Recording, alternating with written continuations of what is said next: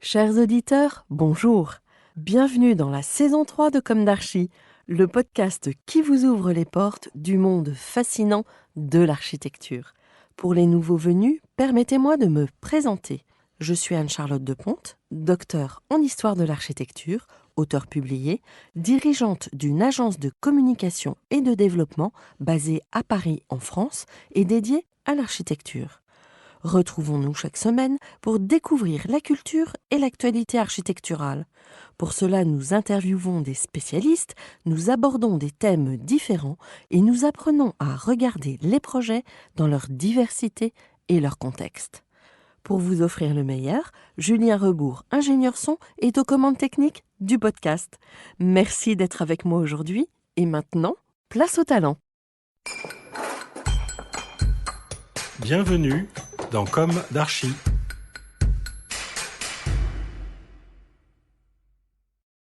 Chers auditeurs, ravis de vous retrouver aujourd'hui en compagnie de l'agence Maurice et Renaud. Bonjour Charles Maurice et Antoine Renaud. Bonjour. Bonjour. Bienvenue dans Comme d'Archi, vous êtes architecte, vous Charles DESA, mais pas seulement, et vous Antoine DPLG, mais pas seulement. Vous allez nous préciser tout ça. Et à la tête de votre atelier d'architecture créé en 1989, c'est bien ça ? Oui. Oui. Au moment où vous gagnez Europan. On est d'accord. Pas tout à fait, mais on précisera les choses. Voilà. Voilà. Vous avez un effectif d'environ 10 personnes, plus en externe des partenaires fidèles. Cela correspond aujourd'hui à une typologie d'agence dite agile, composée d'un noyau dur et apte à se redéfinir en fonction du projet, capable d'assumer des projets conséquents, mais pas seulement, des projets différents grâce justement à une taille d'atelier permettant d'être souple et extensible. Par voie de conséquence, vous revendiquez aussi les différentes échelles en termes de projets et la multiplicité de programmes, le tout dans la cohérence. C'est-à-dire qu'il vous tient à cœur de tisser, et vous insistez sur ce verbe, vous tissez des liens entre les projets, approche spatiale, matérialité, etc. Vous venez de finaliser une nouvelle présentation d'agence qui met l'accent sur votre philosophie architecturale conjuguée au temps présent. Démarche bas carbone, respect des ressources, gisement de valeur, réhabilité, surélevé, transformé et bien d'autres valeurs encore dont vous allez nous parler. Mais commençons par le début. Quels ont été vos parcours respectifs, votre jeunesse, où s'est ancrée votre envie d'architecture ? Comment se sont déroulées vos études respectives ? Je vais commencer. Alors donc Charles ? Charles, oui, donc devenir architecte, j'en ai toujours rêvé. Oui. Personne de ma famille n'était architecte, en fait, sauf un lointain aïeul, mon arrière-arrière-grand-père maternel, qui lui était architecte, a construit dans Paris pas mal dans les années 1900. On peut avoir son nom ? C'est le même nom de famille Non, que... Charles Naudet. D'accord, ah oui. Donc il est pas très connu, il a fait quelques immeubles d'ailleurs, dont un immeuble dans lequel j'ai vécu pendant toutes mes études. Donc c'est un immeuble familial en fait. Et il m'a appris, enfin, notamment tout ce que j'ai vu de lui. Il dessinait énormément, à la fois le mobilier, la céramique des murs, les poignées de porte, etc. Et tout ça, quand j'ai pu voir un peu tous ces plans, et c'est ça qui m'a donné un peu une envie d'architecture. En fait, ces planches vous ont séduit ? Séduit absolument, c'était absolument magnifique. Notamment, il y avait à la fois... C'était de l'art nouveau ou... Non, pas vraiment, Ah, mais c'était de l'haussmannien, enfin haussmannien assez dessiné, en fait assez... il était sculpteur en même temps, et c'était vraiment très intéressant, il a fait du mobilier. Donc ça, j'ai beaucoup apprécié. Donc c'est pour ça que, en fait, je me suis, après pas vraiment posé la question, j'avais envie d'être architecte. Ouais. Vous êtes parisien, vraiment ? Non ? Je suis nantais. Et j'ai fait toutes mes études secondaires à Nantes. Et au moment, mes parents, mon père est ingénieur, mais mes parents ne m'ont jamais influencé pour savoir ce que j'allais faire. Ils m'ont laissé le choix. Donc j'avais vraiment envie d'être architecte. Mais à Nantes, j'avais un voisin qui était étudiant en école d'architecture de Nantes. Et il y avait en permanence des grèves. C'est pour ça qu'il m'a dit, surtout, ne t'inscris pas à Nantes. C'est pour ça que je suis allé à Paris. D'accord. Et à Paris, on m'avait conseillé l'école spéciale, que je ne connaissais pas plus que ça.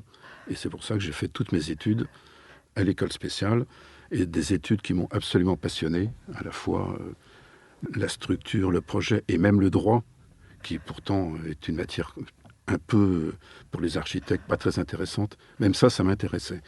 Donc c'est pour ça qu'au bout des 5 ou 6 ans d'études, je me suis dit, il faut vraiment que je sois architecte.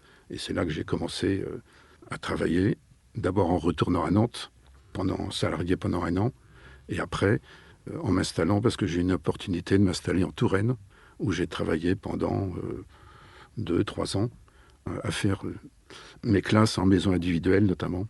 Et c'est une très très bonne école pour apprendre à construire. Oui, parce que vous preniez en charge le projet de A à Z. De A à Z. En partant d'une échelle, on va dire, raisonnable, c'est ça, Ouais. maîtrisable. Et alors, vous voulez peut-être enchaîner ou... Je peux parler effectivement de... Antoine. Voilà, pour ce qui me concerne, effectivement, de l'origine de cette... ce qu'on peut probablement appeler une vocation. Moi, j'ai un peu comme Charles, ça remonte très loin, peut-être à l'âge de 8, 9, 10 ans. Je voulais devenir architecte. Alors, je ne savais pas très bien ce que ça voulait dire, ce métier d'architecture. Mais voilà, c'est une forme d'évidence. Et puis, je me souviens d'un des premiers souvenirs d'architecture. On avait visité en famille l'abbaye du Toronnet, en Provence, qui est un lieu qui m'avait un peu subjugué, voilà, par la lumière, le silence des pierres. Et donc, je ne l'exprimais pas comme ça à l'époque, mais je le ressentais très, très, très, très profondément. Vous vous souvenez à quel âge Oui, j'avais une dizaine d'années. Et alors, paradoxalement, c'est plutôt vers la première, la terminale, que les choses se sont brouillées. Autour de moi, mon environnement me disait, mais tu sais, les études d'architecture, c'est... D'abord, il faut être un scientifique. Bon, ce que je n'étais pas, j'étais plutôt un littéraire. Et puis, le métier d'architecte en lui-même est difficile, et déjà, on le disait à l'époque, pas très lucratif. Bon, je confirme. Voilà. Et donc, l'un dans l'autre, je me suis dit, puisque je suis un littéraire, après tout, est-ce si sûr que je veuille faire l'architecture? Donc, je me suis plutôt orienté vers des études de droit, en me disant, ce sera peut-être la possibilité de donner libre cours à mon goût pour l'écriture et la littérature. J'ai fait 3 mois d'études de droit à Nanterre et j'ai très vite compris que je faisais fausse route. Et j'ai terminé mon année universitaire en grattant, comme on disait à l'époque, chez le père d'un ami qui était architecte et qui avait bien voulu m'accepter dans son agence. Et l'année suivante, j'étais inscrit Alors, c'était où ça, en études d'architecture. À Paris. À Paris. Je suis parisien. Vous êtes parisien. Tout à fait. Bon. Et de quel quartier de Paris? Alors plutôt les quartiers bourgeois. Oui. Voilà, plutôt l'ouest parisien. Oui. Et, donc vous avez été baigné dans l'haussmannien. Enfin, totalement. Vous êtes né dans l'haussmannien. Totalement. Et alors, malgré effectivement des souvenirs d'enfance comme ça, de quartier un peu froid, on va dire, l'haussmannien a quelque chose comme ça, d'un peu hiératique. Et j'ai toujours reconnu à ce bâti haussmannien des qualités qui perdurent d'ailleurs aujourd'hui. Et c'est amusant parce que bien des décennies après, quand on intervient nous aussi parfois sur des bâtiments haussmanniens, on reconnaît toutes leurs qualités à pouvoir à la fois perdurer dans le temps et s'adapter à de nouveaux usages, ce qui est devenu un de nos thèmes préférés aujourd'hui. Alors, comment vous vous êtes rencontrés? Quel a été l'élément déclencheur de la création d'agence? Peut-être que j'ai sauté des étapes? Non, en fait, c'est par l'intermédiaire d'un ami commun. C'est-à-dire que moi, j'ai fait mes études avec un confrère, en fait, Emmanuel Sauvage, avec qui je me suis associé après avoir fait une expérience en Touraine de 3 ans. Je me suis associé et on a créé une société de contractants général pour pouvoir faire de la construction, je dirais, clé en main. En fait, c'est un peu comme une entreprise générale avec en plus la conception. Donc ça, on a créé ça. Et puis, parallèlement, on faisait de l'architecture, on faisait des concours, etc. Antoine est arrivé parce qu'il connaissait aussi Emmanuel Sauvage, qu'il avait connu au moment du service militaire. Enfin, il va en parler tout à l'heure. Et on s'est retrouvés, on a créé une société, une SCP, à 3. Et il se trouve que le premier associé, Emmanuel Sauvage, est parti pour faire de l'assistance à maîtrise d'ouvrage. Et nous, on est restés, ça fait déjà depuis 86, 87, je ne sais plus. Plutôt 89. 89, c'est la création de la société. Mais en fait, on s'était connus un peu avant. Donc 32 ans d'agence parisienne. Oui, alors comme quoi, effectivement, les attelages finalement non prémédités ne sont pas forcément les moins pérennes. Oui. Et c'est effectivement un concours de circonstances qui a fait qu'on s'est retrouvés associés finalement à deux, alors que le format initial était une association à trois. Emmanuel Sauvage a fait mon service militaire avec lui. Ouais. On parle de la préhistoire. Hein. Ouais. Et on avait fait notre service militaire dans un service d'architecture de l'armée, et qui, pour ma part, m'a permis d'ailleurs de construire mes premiers bâtiments. Voilà. Qui était Alors, un très mémorable centre de documentation de l'armée de terre qui était à l'angle de l'avenue Dauménil et de la rue de Reuilly, je crois. Mais c'était ex nihilo ? Non. Oui, absolument. Oui. Donc, c'était un lieu où les gens, les jeunes notamment, pouvaient venir se renseigner sur les métiers de l'armée de terre. Et voilà. ce bâtiment existe toujours ? Alors, il a longtemps existé. Il a été démoli il n'y a pas si longtemps que ça. Voilà. C'était pas une œuvre C'était pas une œuvre pérenne. D'une exemplarité totale, mais enfin voilà, moi, Ouais. j'avais 25 ans et c'est vrai que ça a été mon premier bâtiment construit. Et donc, l'une de mes questions récurrentes dans Comme d'Archi, qui arrive assez tôt dans l'émission, est-ce qu'aujourd'hui, vous avez le sentiment d'avoir accompli ce que vous imaginiez à la sortie de l'école ? Alors, si je peux parler pour moi, parce qu'évidemment, on n'a pas forcément les mêmes rêves. Hein. On n'avait pas forcément les mêmes rêves, j'imagine. Très, très honnêtement, je doute qu'on ait vraiment, à la sortie de l'école, une vision tout à fait claire de ce qu'on va devenir au travers de ce métier. Voilà. Il y a des rêves un peu confus, mais de quoi ce métier serait-il fait ? Finalement, à part qu'on rêvait tous probablement d'être Louis Kahn ou Le Corbusier, très très probablement, rien n'était forcément très clair. Et moi, je crois plutôt à un chemin qui s'éclaire et qui se définit au fur et à mesure qu'on le parcourt. C'est-à-dire qu'il y a des portes qui s'ouvrent, il y a des opportunités qui se créent, il y en a qui se ferment, il y a d'autres occasions qui se présentent, il y a des bifurcations, il y a des choses comme ça. Et finalement, un parcours d'architecte, c'est fait de beaucoup de choses comme ça, d'opportunités, de rencontres, un nouveau programme qui est proposé. Alors ça ne veut pas dire pour autant qu'on est ballotté par les événements, par le destin. Mais je crois beaucoup que, en tout cas, une part de cette curiosité, justement, pour ma part, que j'avais pendant ces études, elle s'est trouvée satisfaite par ce côté souvent inattendu de la profession, où une rencontre en appelle une autre, et finalement, quand on se retourne, ce chemin, il a une logique qu'on n'imaginait pas au départ. Maintenant, si effectivement, parmi les rêves de jeunes architectes fraîchement diplômés, j'avais celui de satisfaire cette curiosité, des projets différents, des challenges différents, comme on dirait aujourd'hui, ça s'est trouvé certainement effectivement rempli. Ouais. Et vous, Charles ? C'est ça, oui. Nous, le fait de faire plein de projets différents, c'était absolument passionnant. Le seul regret que je puisse avoir maintenant, c'est de ne pas avoir construit tout ce qu'on a conçu. On a conçu énormément de projets, très très différents. Vous savez combien à peu près ? Je ne sais pas. On a fait énormément de concours, enfin beaucoup. Perdu beaucoup, comme tout le monde. Oui. Gagné certains, et peu de ceux gagnés construits. C'est toujours le problème. En fait, c'est ça le regret. C'est-à-dire qu'un projet, autant quand on est peintre, quand on est sculpteur, tous les projets qu'on fait peuvent être vus. Ils existent. Nous, les projets qui ne sont pas construits n'existent pas de fait. Oui. C'est de l'architecture de papier, mais même maintenant, c'est même de l'architecture informatique. C'est-à-dire que ça n'existe pas. Sauf pour nous, et c'est souvent des regrets. Oui. Non, je le précise pour nos auditeurs. En tout cas, je le rappelle, parce que c'est un thème qu'on a déjà abordé. Le projet, dans sa phase de gestation, on va dire, est très fragile.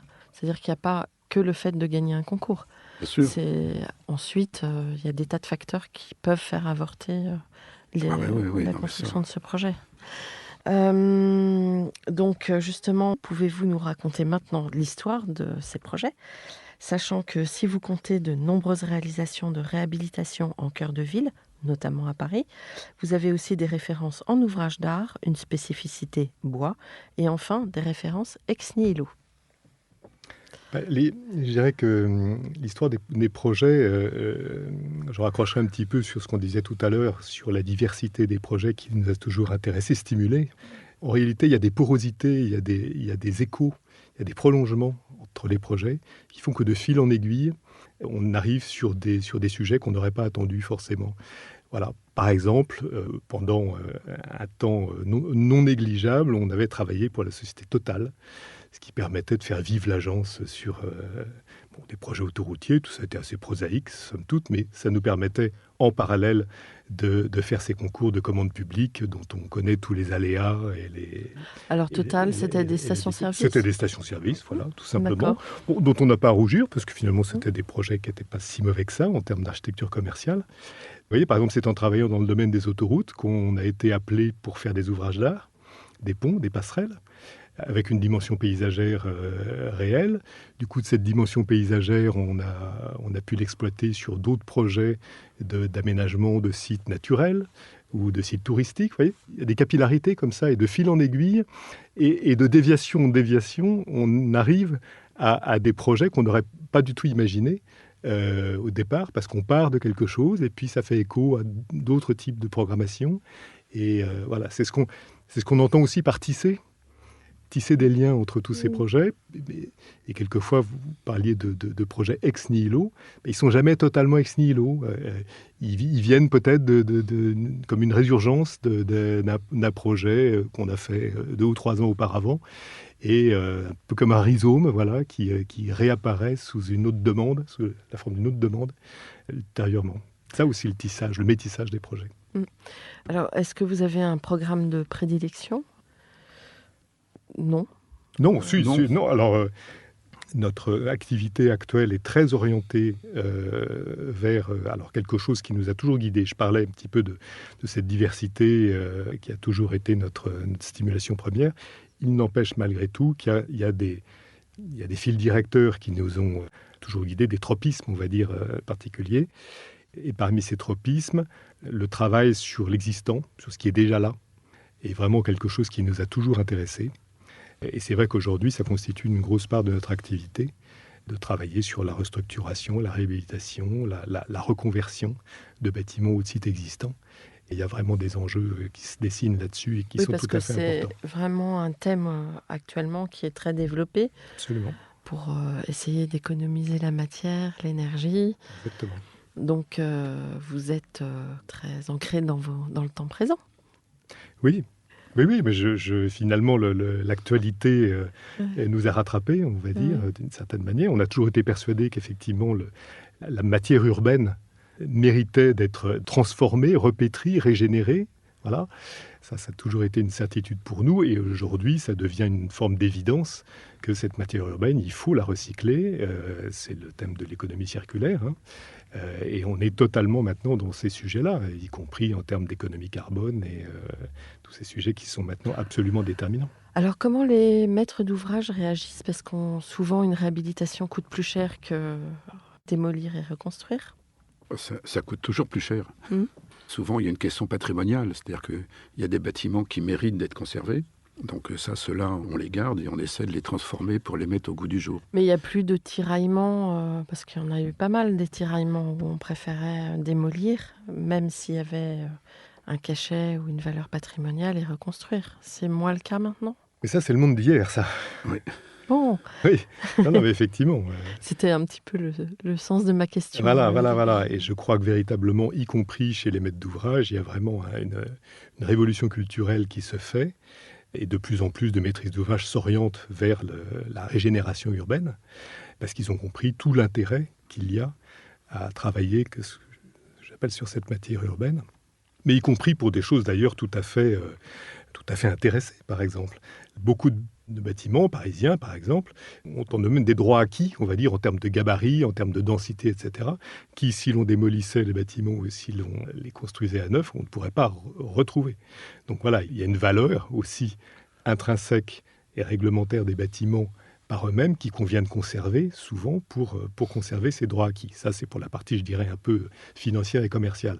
Maintenant, au-delà de ça, je crois que tout le monde est persuadé, comme on le disait tout à l'heure, du bien fondé du fait de ne pas démolir, ou de moins démolir en tout cas, pour plutôt régénérer le bâtiment sur lui-même. Est-ce que vous avez, au fil de votre parcours, des projets emblématiques dont vous aimeriez parler, peut-être en remontant le fil du temps ? Alors je vais peut-être continuer sur effectivement un projet qui nous tient pas mal à cœur, qu'on a livré il y a maintenant 3-4 ans, qui est tout à fait dans cette veine qu'on évoquait, qui est une médiathèque dans une petite ville qui s'appelle Pertuis, qui est au pied du Luberon, au-dessus d'Aix-en-Provence, et qui est la transformation d'un ancien couvent de Carmes, qui date du XVIe siècle, et qu'on a à la fois très profondément rénové. Alors là, il y avait une composante de monument historique qui était évidente, puisque le bâtiment était inscrit au monument historique, et puis avec toute une composante d'extension contemporaine, et le tissage, là aussi, du contemporain, de la modernité et du patrimoine était quelque chose de tout à fait intéressant. Et puis si on parle effectivement de cette capacité des bâtiments existants à perdurer dans le temps au travers d'usages souvent totalement différents, on en a là un exemple qui est assez étonnant, parce que ce fameux couvent, il a été vendu en tant que bien national sous la Révolution française, comme c'était le destin de beaucoup de bâtiments religieux. Alors il est devenu à l'époque un théâtre local, ça c'était les folies pertuisiennes, donc c'était assez pittoresque. Et puis ensuite c'est devenu une sorte de grand magasin local, une sorte de quincaillerie, comme on faisait au XIXe siècle, c'était la naissance des grands magasins, même en province. Et à cette occasion-là, les propriétaires de ce magasin avaient créé dans l'église un plancher supplémentaire qui recréait un étage en plus dans l'église elle-même. Voilà. Et alors ça donnait une configuration tout à fait particulière ensuite à cet intérieur. Et c'est une des raisons pour lesquelles d'ailleurs ce bâtiment a été inscrit au monument historique. Non pas tellement parce qu'il était un exemple d'architecture gothique, provençale typique, mais parce qu'il avait en lui-même cette composante d'un bâtiment commercial, d'un usage commercial dans un bâtiment cultuel. Et ça, c'était quelque chose de tout à fait étonnant. Puis ensuite, quand on l'a récupéré, c'était un magasin connexion qui faisait de la hi-fi électroménager. Il avait été extrêmement dénaturé, etc. Mais ceci pour expliquer, voilà, au fil du temps, le voilà qui devient maintenant aujourd'hui bâtiment culturel. Donc il y a une capacité, c'est vrai, aux bâtiments existants de se régénérer sur eux-mêmes qui est tout à fait fascinante. Comment fonctionne peut-être le désir d'intervenir sur ces bâtiments? C'est justement, le défi, c'est de changer d'usage. Comment ça émerge? Voilà. Je crois que la dimension créative dans les interventions sur ces bâtiments existants, sur ces contextes existants, on va dire plus généralement, elle est réelle.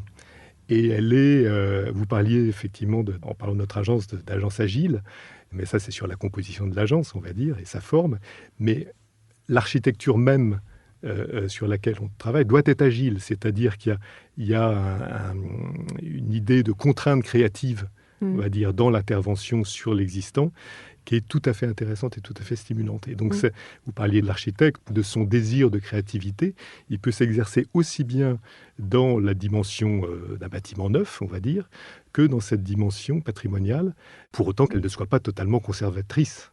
Voilà. Je crois qu'on n'aurait pas été ni l'un ni l'autre, je pense, architecte du patrimoine, même si ce métier était tout à fait honorable et tout à fait passionnant. Mais c'est vrai qu'il y a une notion de temps figé dans la conservation pure du patrimoine, qui n'est pas notre moteur, on va dire. Nous, ce qui nous intéresse, c'est de partir de quelque chose de préexistant et puis de faire advenir quelque chose d'autre. Voilà. Et il y a dans ce déroulé comme ça temporel des bâtiments au fur et à mesure de l'état existante, avec la patte de chacun. Et là, c'est cette part de créativité, peut-être dont vous parliez, qui va venir remettre une couche qui va stratifier finalement le nouveau sur l'ancien au fur et à mesure du temps. Donc, sur ces bâtiments, vous apprenez toujours et énormément? Toujours. Ouais. Vous avez peut-être d'autres exemples dont vous aimeriez parler?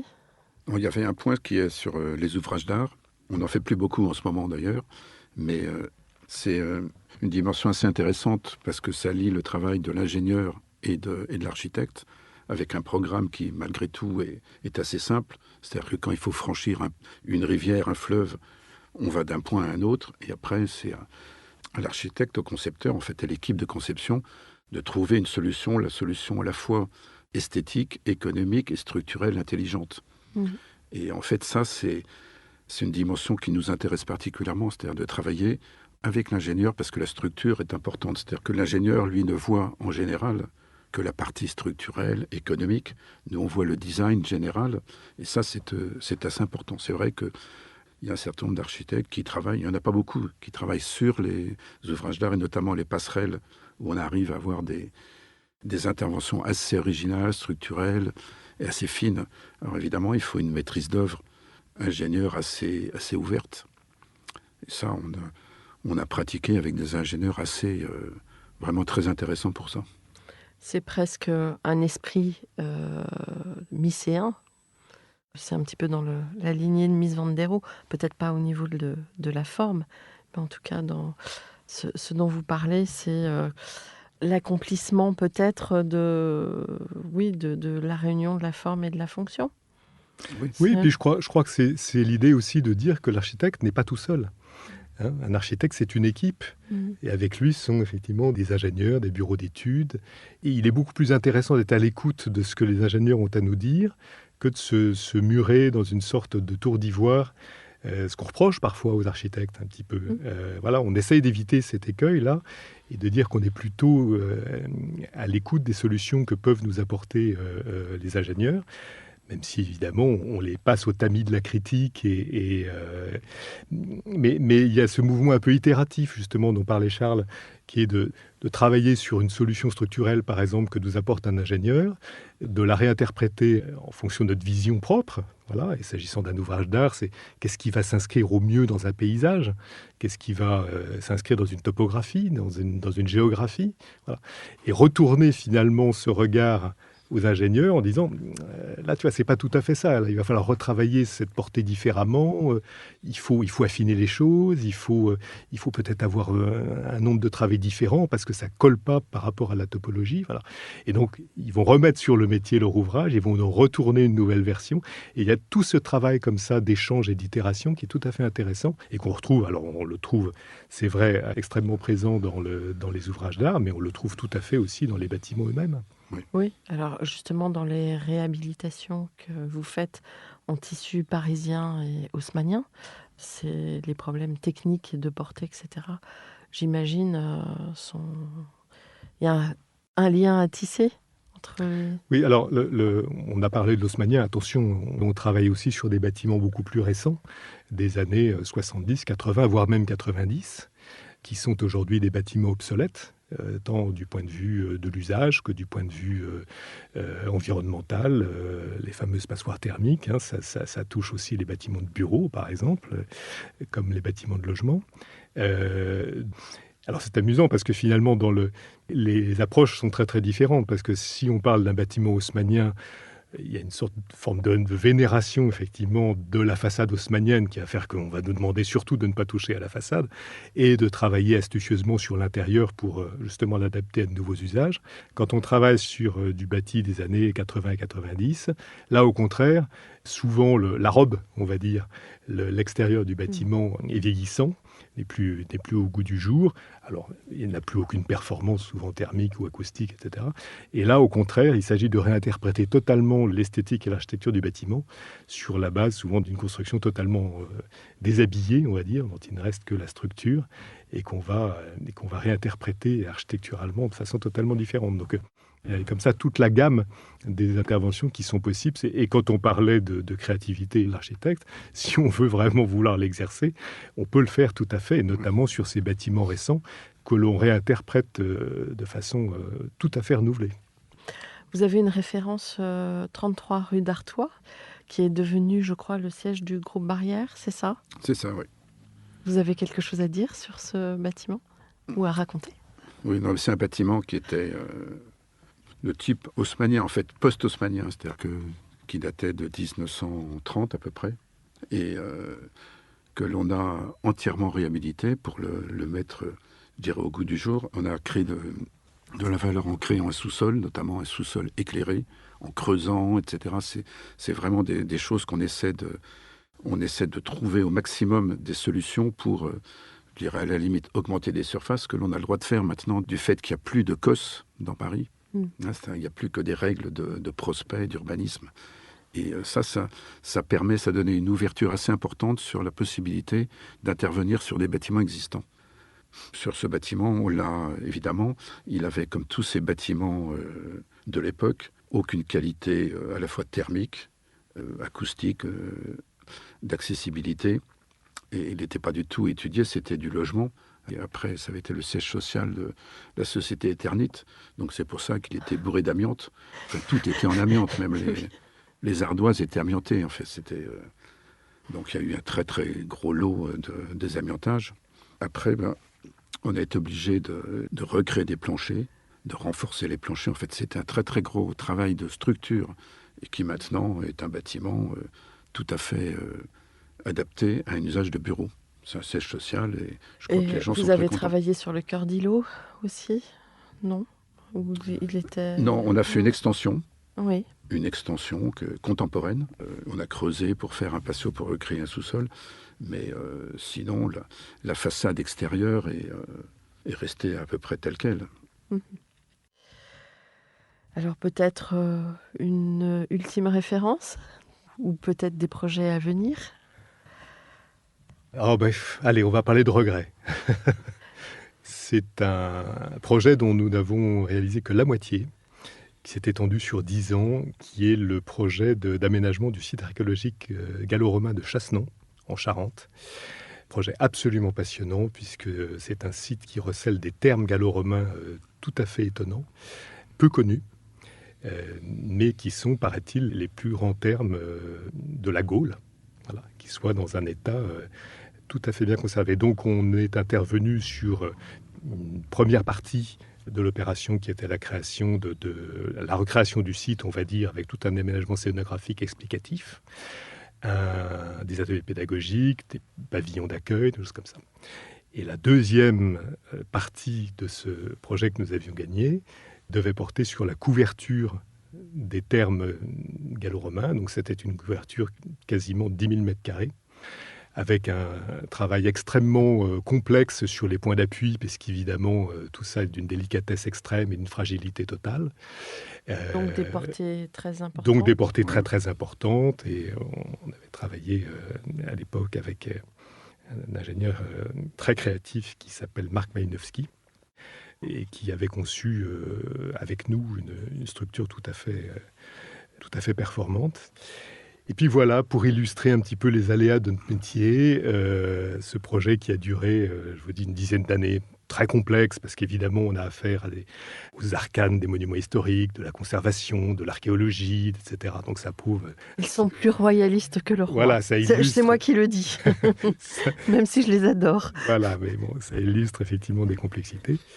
Alors que nous avions démarré le chantier de cette deuxième partie, donc cette fameuse couverture de ces termes gallo-romains, c'est là où la politique est intervenue finalement dans cette histoire, et des élections ont fait que le président du Conseil général de la Charente a dû laisser sa place au profit d'un autre, et dont c'était la volonté d'arrêter le chantier. Voilà. Donc nous avons arrêté un chantier en cours, parce que ça ne faisait plus partie des priorités du département. Donc voilà. Et ça fait combien de temps? Ça en est où, là? C'est fini. Le projet a été arrêté. Alors, heureusement pour eux, dirais-je, ils n'étaient pas dans un état d'avancement considérable, mais on avait commencé à creuser les fondations, à faire fabriquer les portées en acier, etc. Et donc, tout a été arrêté. Voilà, ce qui illustre quand même, en tout cas, la forte dépendance entre nos métiers et la décision politique, qui parfois est difficile à accepter. Voilà. Donc, comme disait Charles, ça reste un projet de papier, en tout cas pour une grande partie de ce projet-là. Mais en tout cas, on a eu un plaisir immense à l'étudier. On a encore une maquette à l'agence qui commence à s'abîmer d'ailleurs. Dans la rubrique pollen sur votre site internet, sorte de panier où l'on trouve vos inspirations, j'ai retenu Michel Serres et la typologie de la Bastide. Alors peut-être que sur cette phrase célèbre que Michel Serres scandait « Architecte, déshabillez-vous », phrase dont on a déjà parlé dans Comme d'Archi, avez-vous un point de vue à partager sur cette question? Évocation des sorties de ville par Michel Serres. Alors effectivement, on ne connaissait pas cette sortie, on va dire, de Michel Serres qu'il avait faite lors d'une interview donnée à Bordeaux, un journal du Sud-Ouest. Voilà, c'est ça exactement. Et il visait effectivement, il stigmatisait à juste titre ces entrées de ville calamiteuses qui sont le lot de malheureusement toutes nos villes, petites ou moyennes, ou grandes. Et en fait, j'interprète son déshabillez-vous plutôt par déshabiller, vous architectes, déshabiller les bâtiments de ces oripeaux, des signes. Voilà, ce qu'il fustigeait, c'était que l'architecture, en tout cas dans ces cadres périurbains, devienne finalement un support de signes, un support d'enseignes, un support d'images, un support de panneaux de tout type, et que l'essence de l'architecture disparaissait au profit du signe. Donc, je pense que quand il disait « déshabillez-vous », c'était plutôt « architecte, déshabillez vos bâtiments pour retrouver l'essentiel de ce qu'est l'architecture, c'est-à-dire la matière, la lumière, la volumétrie, l'usage, etc. » Vous pensez que ça vient bof Non, En tout cas, sur ces zones, ça ne change pas. Je pense que ça ne change pas. Pour notre part, on est très, très, très pessimiste, pour être tout à fait franc. Pourquoi ? Si je peux me permettre. Alors, la décentralisation a eu plein d'avantages. Les lois de décentralisation en 82 ont redonné du pouvoir aux collectivités territoriales et je pense que c'était le sens de l'histoire et c'était un progrès. Pour autant, je pense qu'il y a de la part des élus une forme de clientélisme sur les décisions qu'ils prennent quant à ces entrées de ville. Quand vous avez des grandes surfaces qui ont le désir de s'installer sur un site, il est difficile pour ces élus qui ont cette pression de dicter un certain nombre de règles qui fassent que ces implantations commerciales puissent devenir acceptables, on va dire, dans le paysage. Lorsque la décision était plus jacobine, via les DDE, via les préfectures, etc., il y avait moins cette pression, on va dire, locale, de l'emploi, de l'activité économique, qui fait que je pense beaucoup de maires, beaucoup de collectivités locales ont cédé finalement aux injonctions de ces surfaces commerciales, et ce qui fait qu'aujourd'hui, c'est une catastrophe française. Hein. C'est une vraie catastrophe française. Et donc je pense qu'un peu de règles qui manquent aujourd'hui serait vraiment à réintroduire dans la manière dont on traite ces entrées de ville. C'est un petit peu général, hein. Je crois qu'il faut qu'on en revienne à la règle. Oui, absolument. À la mesure. Et c'est un peu pour ça d'ailleurs que vous citiez l'exemple de la Bastide qu'on met dans nos... J'enchaîne sur ma question, je vous interromps sur la Bastide. Est-ce cette faculté de nos lointains aïeux à fabriquer un système ouvert en plein Moyen-Âge qui vous inspire fortement ? Alors, ça peut paraître paradoxal, effectivement, qu'on mette l'exemple de la Bastide dans nos références, alors que on vient de dire qu'on travaillait beaucoup, au contraire, sur la régénération du bâti sur lui-même, alors que les Bastides, en réalité, étaient des villes neuves, dans la deuxième partie du Moyen-Âge, et donc des villes de toutes pièces, alors que nous prônons plutôt, nous, une régénération de la ville sur elle-même et non les villes nouvelles en elles-mêmes. Voilà. Ce qu'il y a de fascinant, malgré tout, dans les Bastides, c'est cette unité urbaine qui est absolument étonnante et qui est due à une forme de règle, justement, dont on parlait. C'est-à-dire la capacité à associer à la fois des règles urbaines, alors souvent les Bastides ont un plan en quadrillage avec la place au milieu, etc., à une forme de liberté malgré tout d'implantation et d'architecture des bâtiments qui s'insère dans ce cadre, on va dire. Et ça, je pense qu'aujourd'hui, c'est quelque chose dont peut-être on pourrait s'inspirer. Bon. Mais moi, j'ajouterais qu'en fait, la Bastide, en fait, c'est une forme assez intéressante, je dirais, de densité. Et notamment, on a une matière qui est, je dirais, à la limite, la forme, une matière pleine, que l'on creuse. On creuse cette matière qui est unitaire, parce qu'en fait, la forme, en général, c'était de la pierre, de la tuile. On creuse pour créer les places, les voies, amener de la lumière. Et en fait, c'est un peu le travail que l'on fait aussi dans la réhabilitation, que l'on fait maintenant, où on essaie de faire venir de la lumière, on creuse, on travaille à l'intérieur d'un domaine. Alors, c'est pas du tout dans le même sens, mais je trouve que la Bastide a cet intérêt de forme. Il y a cette forme de densité urbaine, effectivement, de la Bastide, qui nous inspire en réalité aujourd'hui. On parle beaucoup de la ville verte, évidemment. Aujourd'hui, il y a une ville plus accueillante au végétal, à la biodiversité, etc. C'est effectivement une nécessité. Pour autant, je ne suis pas certain qu'il faille, comme disait Alphonse Allais, construire les villes à la campagne. Alors, est-ce que c'est parce que nous sommes des Latins qu'on a à cœur finalement cette forme de densité et de minéralité malgré tout de la ville ?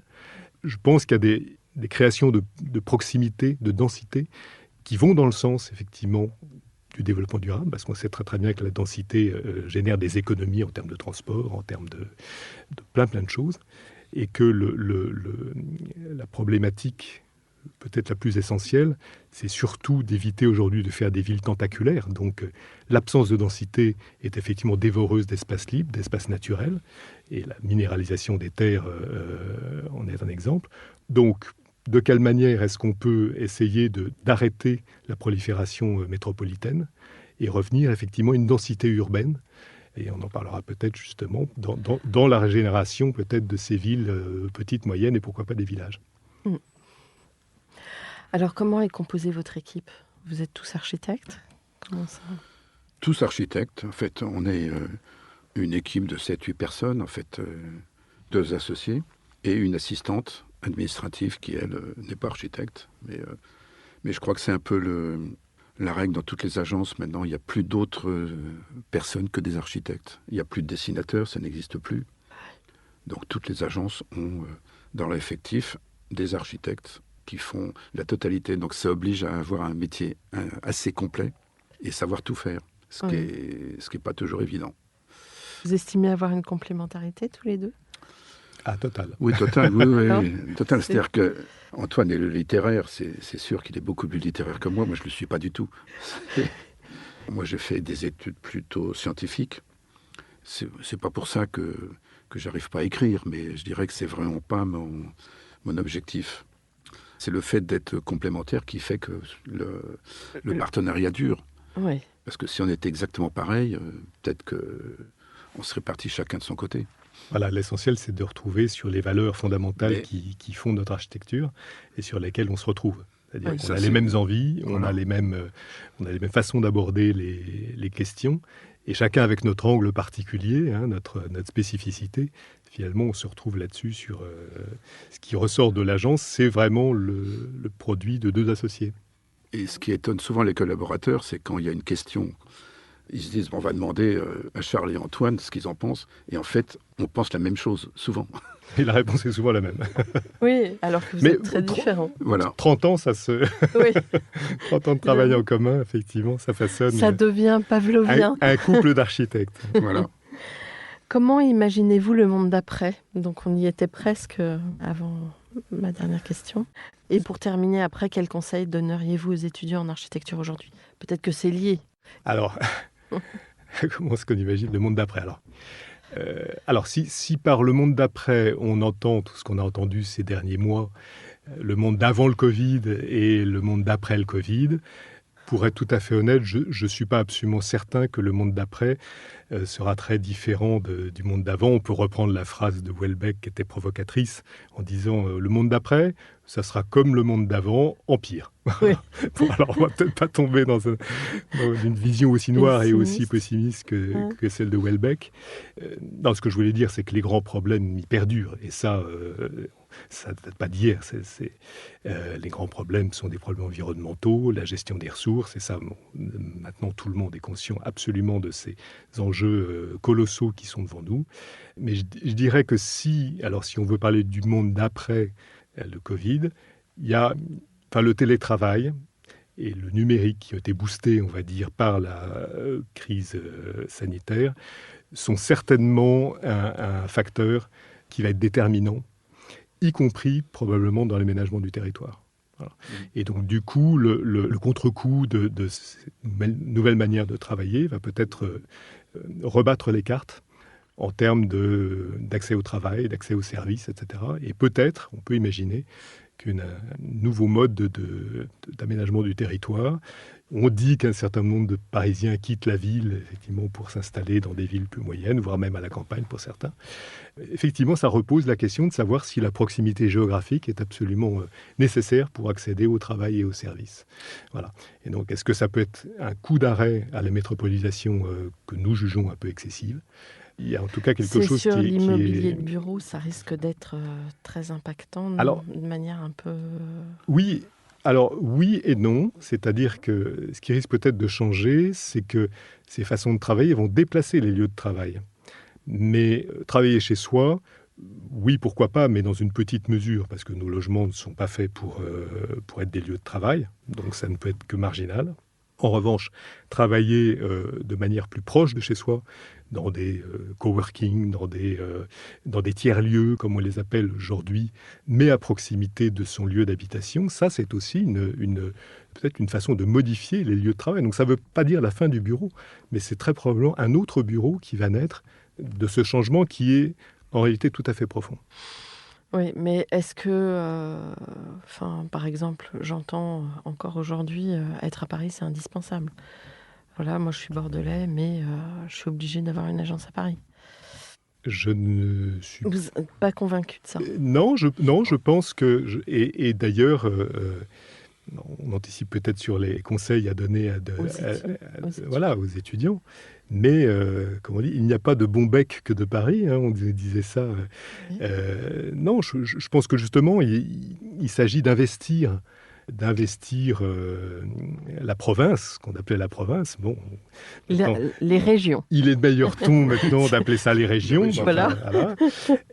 Parce que je pense qu'il y a un gisement d'opportunités, alors qui n'est peut-être pas encore tout à fait patent, tout à fait réel, mais je pense que alors là, pour le coup, le monde de demain qui sera celui des étudiants en architecture, il ferait bien d'aller voir de ce côté-là. Et je trouve qu'il y a des expériences qui sont tout à fait intéressantes avec des agences qui se développent localement avec un souci de l'ancrage territorial, de la pédagogie auprès des élus, etc. Et il y a un travail fabuleux à faire dans ce domaine-là parce qu'il y a un déséquilibre qui n'est plus acceptable entre la métropole et les villes petites et moyennes et les campagnes qui se dépeuplent. Un mot de la fin? Un mot de la fin. Ou deux? Non, mais je pense qu'il faut rester optimiste. Et c'est un conseil qu'on peut donner aux jeunes, aux étudiants et aux jeunes architectes, c'est-à-dire de se dire que le métier, effectivement, va énormément changer. Il a déjà changé, nous, depuis notre début de pratique. Il a énormément changé avec l'informatique, mais il va continuer à changer. Mais il faut rester absolument optimiste et surtout ne pas trop écouter tous les confrères qui se plaignent en permanence. Parce qu'effectivement, c'est un jeu, c'est-à-dire qu'on se plaint que l'architecte n'est pas reconnu, mais l'architecte, si, il est reconnu, en fait. Et nous, avec les maîtres d'ouvrage avec qui on travaille, ils reconnaissent l'architecte, ils savent qu'il est important. Mais c'est peut-être aussi parce que des grosses promotions immobilières se sont emparées du chantier. Oui. Mais nous, on revendique le droit de faire du chantier. Bah oui.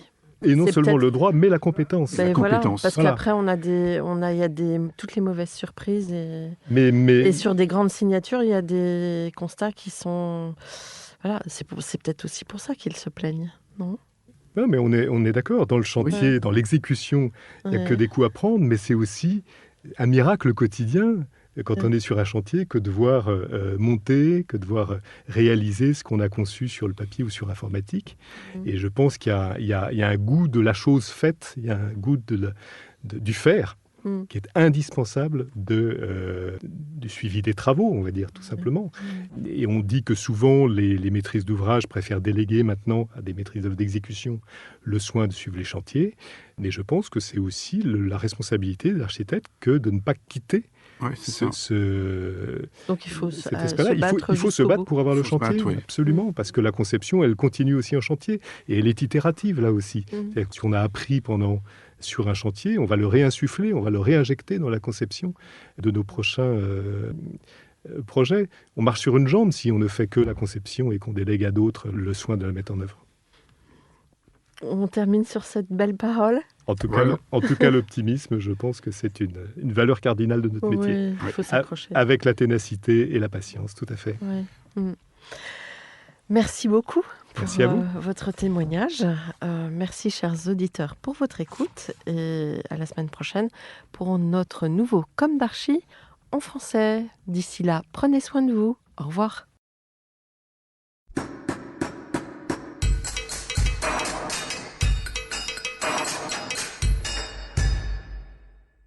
Chers auditeurs, merci pour votre écoute.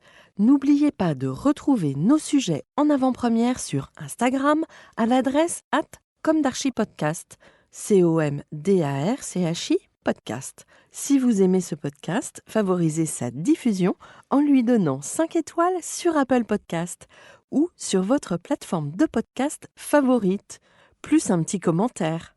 Et surtout, abonnez-vous pour écouter tous nos épisodes gratuitement. À bientôt et d'ici là, prenez soin de vous.